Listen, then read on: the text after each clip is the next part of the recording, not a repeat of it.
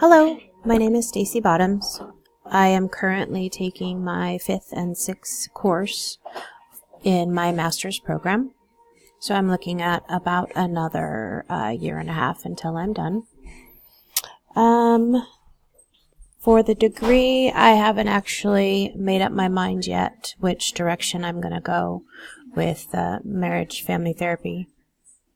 I don't know if part of me wants to work with the mentally ill and those that are addicted to drugs and alcohol.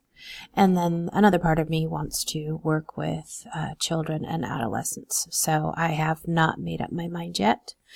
I was hoping that maybe when I get ready to do my training,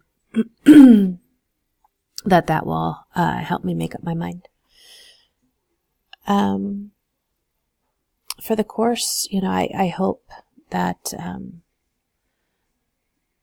I hope I do well in the class, of course, but I hope that I can understand and distinguish between couples and family dynamics and understand the functional theories for treatment in order to help my clients.